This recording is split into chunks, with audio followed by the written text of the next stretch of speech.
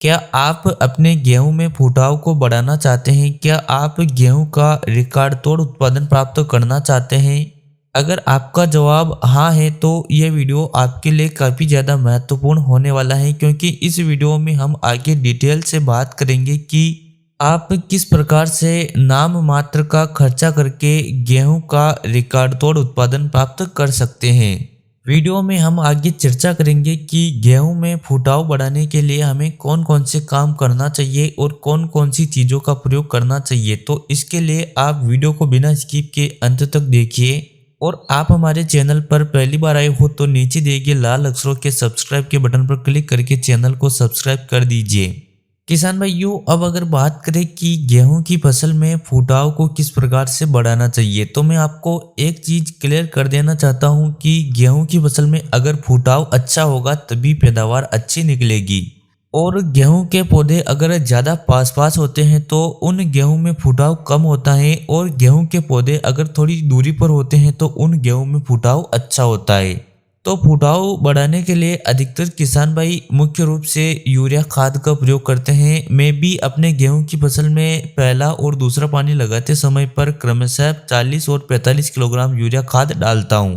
लेकिन सिर्फ यूरिया का प्रयोग करने से ही गेहूं की पैदावार नहीं बढ़ सकती है, क्योंकि यूरिया के साथ साथ गेहूं को सूक्ष्म पोषक तत्वों की भी आवश्यकता होती है, जिनके लिए भी हमें समय समय पर स्प्रे करने की आवश्यकता होती है। तो अब अगर थोड़ी डिटेल से बात करें तो कृषि वैज्ञानिकों के अनुसार गेहूं की फसल जब 40 से 45 दिनों के आसपास की होती है, उस समय पर गेहूं में फुटाव शुरू हो जाता है। तो उस समय पर फुटाव को बढ़ाने के लिए गेहूं की फसल में जिंक सल्फेट 21% फर्टिलाइजर का स्प्रे करना चाहिए।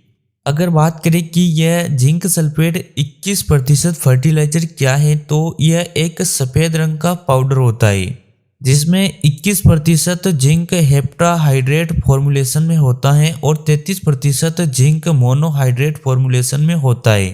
अगर बात करें कि इस खाद का स्प्रे करने से हमको क्या फ़ायदा मिलेगा, तो यह खाद शर्करा गठन को नियमित करता है जिससे गेहूं में फुटाव बढ़ता है।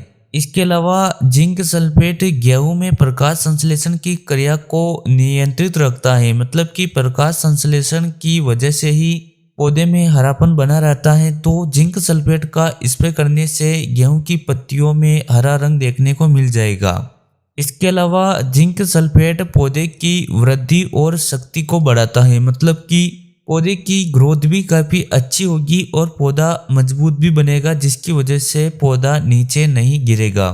और जिंक सल्फेट फसल की गुणवत्ता और पैदावार को बढ़ाता है। तो कहने का मतलब ये है कि गेहूं की फसल में अगर जिंक सल्फेट 21% का स्प्रे करते हैं तो उससे गेहूं में फुटाव भी अच्छा होगा और गेहूं के दाने भी अच्छे निकलेंगे, जिससे गेहूं का उत्पादन भी अच्छा निकलेगा। अब अगर इसकी मात्रा के बारे में बात करें तो किसान भाइयों, स्प्रे करते समय पर आपको 1 एकड़ में जिंक सल्फेट की 500 ग्राम मात्रा लेना चाहिए, मतलब कि 15 लीटर पानी वाले स्प्रे पंप में आपको मात्र 50 ग्राम मिलाना चाहिए और आपको 1 एकड़ में 150 लीटर पानी का प्रयोग करना चाहिए। और अगर आपको और भी बेस्ट रिजल्ट चाहिए तो आप इस जिंक सल्फेट के साथ में 1 एकड़ में 2.5 किलोग्राम यूरिया भी जरूर मिला सकते हो। अगर आप 2.5 किलोग्राम यूरिया मिलाते हो तो उससे आपको डबल रिजल्ट मिलेगा। लेकिन स्प्रे करते समय पर खेत में नमी होना काफ़ी ज़्यादा ज़रूरी है, क्योंकि बिना नमी वाले खेत में यूरिया का स्प्रे करते हैं तो उससे पत्ते जलने की समस्या आ सकती है। तो किसान भाइयों, इस वीडियो में हमने बात की है कि आप किस प्रकार से नाम मात्र का खर्चा करके गेहूं का उत्पादन बढ़ा सकते हो। तो क्या आप भी अपने गेहूं की फसल में जिंक सल्फेट का स्प्रे करते हो? कमेंट करके अवश्य बताना। चलिए मिलते हैं अगले वीडियो में। जय जवान जय किसान।